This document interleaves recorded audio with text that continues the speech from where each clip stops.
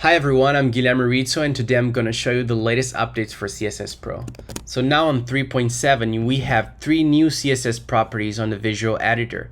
The first one I want to show you is the text shadow. Now you can add shadows to your texts. We currently have 8 presets here you can choose. So for example, small, regular, large, outline, retro, etc. Or you can create your own custom shadows. So for example, here are the text shadow layers. You can toggle them, you can duplicate or remove or add new layers, and you can also sort them. So you can edit the layers by simply typing directly here, or you can click on their color and then you have this new pop-up where you can drag and drop the shadow directly to see the shadow changing in real time. So it updates the values here, but you can also update them manually, such as the X value, Y value for the position of the shadow, and this is for the blur radius of the shadow. So how blurred should the shadow be? And here you can also control the color of the shadow. So it's pretty handy, and you can also manually type the values here or change the unit, etc. So for example, let's just use the regular preset. Seems good to me.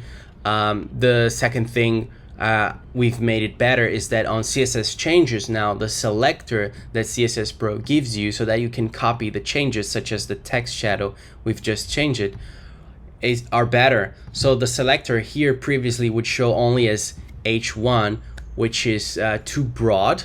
Now it's a little more specific, but not overly verbose. The second new property we've added, let's just reset the shadow here, is that you can now edit the CSS filters. There are currently 7 CSS filters you can change. So for example, blur or contrast, brightness, saturate.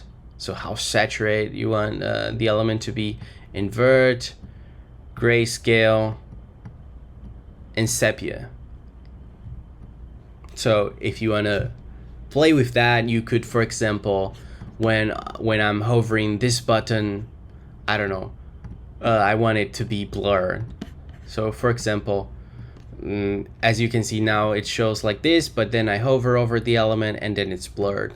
Just things like that. Let's reset this. Another cool thing is that now you can create text gradients. So here under typography, now there's this option called use background as text color, but first you have to add a background. So let's add this preset right here, maybe this one, and then you can toggle it, and the text color is set as the background.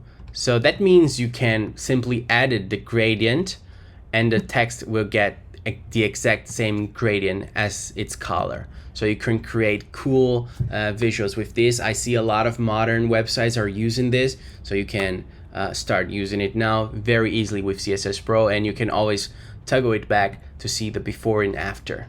Now, sometimes you don't know which element you're selecting for some reason. Now you can simply hover over the element name and it would highlight on the screen, as you can see here, right here, the blue overlay over the element. There's also the CSS box model, such as margin and padding, and you can click to expand the selector or click it again to collapse it.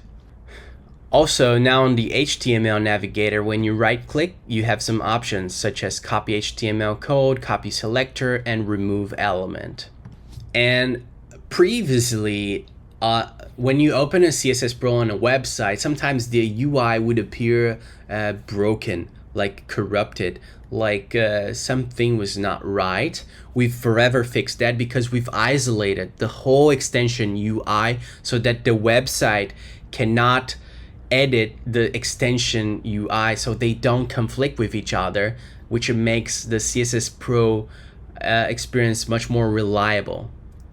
And the CSS code that you get when you're inspecting or copying elements with CSS Pro is now much more accurate because it can now copy CSS variables as they are. It will not compute every CSS variable. Finally, we fixed 8 bugs. I want to say thanks to Benjamin, Peter, Chris, and Amir. Thank you very much and see you on the next update.